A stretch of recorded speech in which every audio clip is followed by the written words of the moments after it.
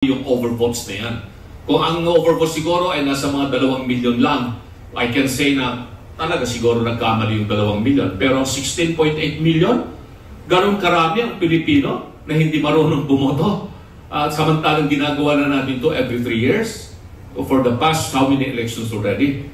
I think it is statistically improbable that 16.8 million Filipinos ay hindi nila alam ng tamang pagboto sa halalan. Anong nangyari doon sa online voting? Bakit pagboto nila iba ang lumalabas sa sa resibo? Kailangan may mga sagot ito. At ang pinakamabilis na sa tingin ko na magkaroon tayo ng sagot dito ay yung Senate investigation. Malinaw na ho yung panawagan nyo na dun sa manual recount. Sakali hong hindi pagbigyan ng COMELEC yung panawagan at kahilingan nyo, anong legal move ang gagawin ng grupo nyo? Nasabi namin kanina, next week, we will file a supplemental petition or appropriate pleading to the Supreme Court, essentially stating the matters that we have stated here, including a call, a mandamus, no? Pareho na i-implement yung Section 31 nga, na mag-conduct ng manual counting, no?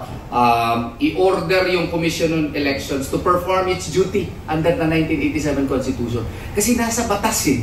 Hindi po pwede na nasa batas, hindi mo i-implementa. Ang sasabihin nila, since 2010, di naman tayo nag-manual counting eh. Nasabi ko na rin, Article 7 of the Civil Code provides that laws are only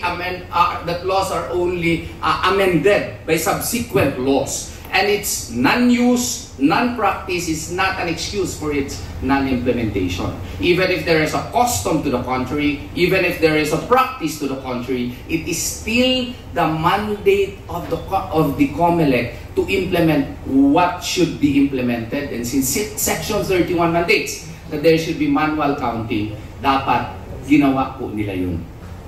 Okay. Yeah. Sige po.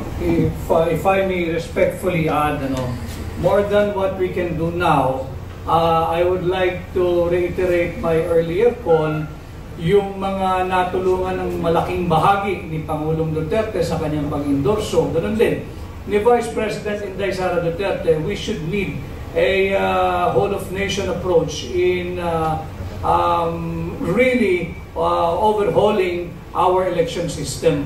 At nandyan naman sila sa Senado, at nandyan sila sa Kongreso, at magbabantay naman ang sambayan ng Pilipino on how they will respond dito sa napakalawak na irregularities at anomalya na nasaksihan nating lahat ngayong 2025 midterm election.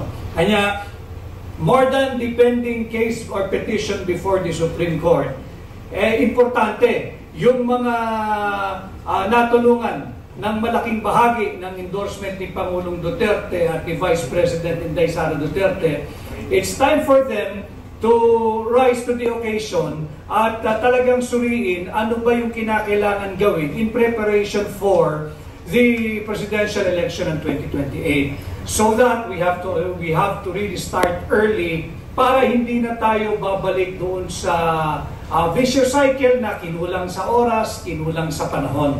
Let's begin early ngayong pagbubukas ng 20th Congress, yung mga senador natin at yung mga kongresista, again, na natulungan ng malaking bahagi ng pag-endorso ni Pangulong Duterte at ni Vice President Inday Sara Duterte, dapat ang mag-champion ng mga panukala na bumalik na tayo, reinforce the existing laws, and really overhaul the electoral system that we're experiencing now, at bumalik tayo sa manual count at the precinct level, at ang automated na lamang ay yung transmission ng resulta mula sa precinct level papunta sa National Board of Canvassers and the COMELEC authorized servers. Nang sa ganon, matuldukan na natin itong ilang dekada at wag sanang maging henerasyon na problema paulit-ulit tuwing eleksyong matatapos. We are always questioning and in doubt as to the integrity and the credibility, the accuracy of the election that the election conducted. Okay. If I may add to what Attorney Torreon and Attorney Rodriguez have said, about possible legal remedies that would be available in the event na talagang hindi pakikinggan ng COMELEC ito. No? Kasi sasabihin nila, ano na yan, we are now sitting as a National Board of Canvassers, so all we have to do is just ministerially count itong mga certificate of canvass coming from different provinces and cities all over the country, at saka yung mga different election posts abroad and yung mga districts dito sa Metro Manila. Totoo naman yun, tama yun. No?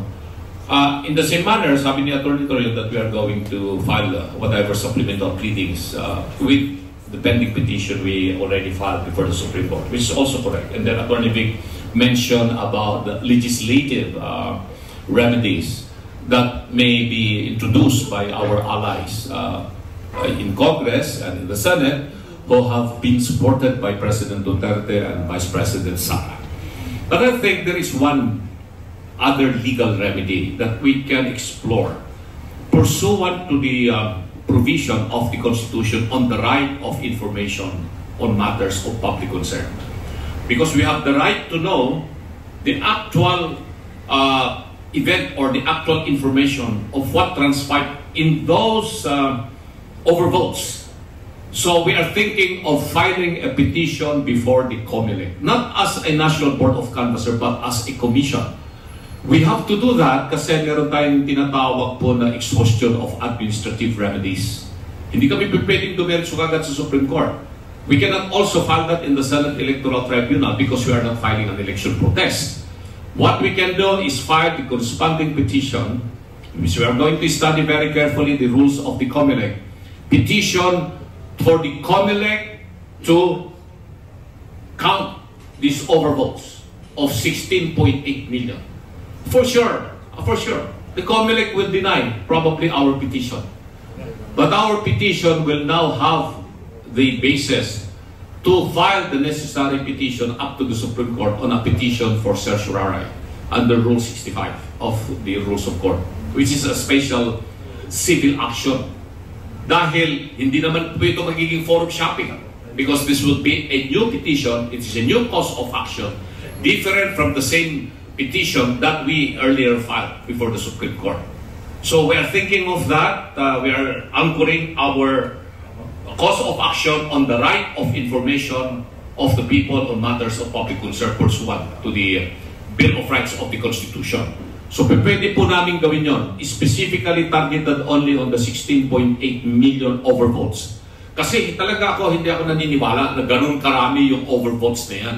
Kung ang overvotes siguro ay nasa mga 2 million lang, I can say na talaga siguro nagkamali yung 2 million. Pero 16.8 million, ganun karami ang Pilipino na hindi marunong bumoto. At samantalang ginagawa na natin to every 3 years. For the past how many elections already? I think it is statistically improbable that 16.8 million Filipinos ay hindi nila alam ng tamang pagboto sa halalan. So yun po yung mga po natin gawin na isang legal remedy. This is okay.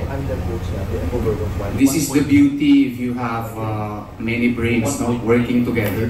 Another legal remedy which may be offensive, and I hope that the winning senators and the incumbent senators will not be offended, is to request for a Senate investigation in aid of legislation. Now, I think this was proposed a while ago. I think 7 days ago prior to the election by one of the candidates then for senatorial position. And this is one of the remedies para makita talaga natin, patawag yung mga concerned election officers at saka makita natin kung ano yung mga depekto talaga via a Senate investigation in aid of legislation. Baka marami pa tayong makita doon during the investigation. At saka sana honest to goodness na Senate investigation. Kasi ito ang sa tingin ko lang, in my humble view, ang pinakamabilis at saka pinaka-epektibo na paraan para makita natin yung for example, anong nangyari doon kay Attorney Raul Lambino, bakit nagkaganoon? Na yung kanyang boto hindi na-reflect. May problema ba talaga sa sistema ng Miro yun? O anong nangyari doon sa online voting? Bakit pag boto nila, iba ang lumalabas sa, what you call this, sa resibo? Kailangan may mga sagot ito. At ang pinakamabilis na sa tingin ko na magkaroon tayo ng sagot dito ay yung Senate investigation. Sana po sa mga senador na iproklama siguro bukas at saka sa mga senador na ngayon ay meron pong hakbang na gawain ito sa pinakamadaling panahon po. Maaaring may magbansag sa amin na sore loser. That is part of the game, no? Pero we do not want to provide them any basis for such an accusation. Yun lang po. They can call us anything. Karapatan nila yan eh. We, as far as last check, we are still in a democracy which guarantees free speech. So, bansagan nila kami. Pero at least, on record, inuulit-ulit po namin. Ang sore loser po means naghahanap pa rin ng posisyon, naghahabol. Hindi po. Ang sore loser, ibig sabihin po, may pinatatanggal. Hindi rin po kami nagpapatanggal ng kahit sinong nanalo. Kami po, prospective na nga ang inahanap namin eh. The prospective application. No? Na simulan nyo na yung pagbibilang. Nakalagay naman sa batas. Bilangin nyo na po yung balota, trabaho po ninyo yan. What? Hindi na natin masasabi na itong ginagawa namin ay dahil natalo kami sa eleksyon or what. Kasi, as early as more than a month ago, ito na yung panawagan namin eh. Dahil alam na namin itong depekto ng umiiral sa ating halalan na pag hindi ipinatupad yung sinasaad ng batas, ma-frustrate yung karapatan at kapangyarihan ng ating mamamayan sa demokrasya, itong tinatawag nating right of suffrage. So, sa dami-dami po ng nananawagan sa amin, mananahimik na lang ba kami at i-ignore namin, babaliwalain na lamang ba namin itong panawagan ng milyong-milyong mga supporters at nagsakripisyo sa amin na tingnan naman yung aming sakripisyo sa inyo. Ganun ang panawagan nila eh. Magpunta ka sa lahat ng mga sites na masasabi natin, kahit na kayo ng mga vloggers, iyon din po ang panawagan po nila. Kaya bilang mga abogado, tinitignan namin ano ba ang legal na pamamaraan para matugunan itong panawagan ng ating milyon-milyong mga kababayan dito sa nangyari sa halalan. Kasi ako nga mismo, biktima po ako nitong depektibong teknolohiya na ginamit. Nakita nyo naman po yun, no?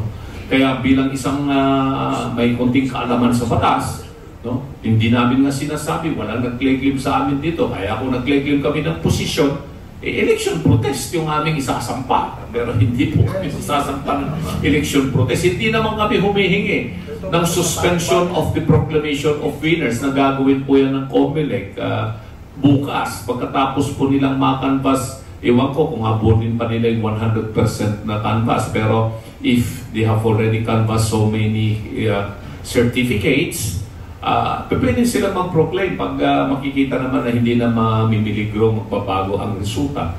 Ang ginagawa lang po namin dito ay yung tama na implementasyon ng batas at yung karapatan nating malaman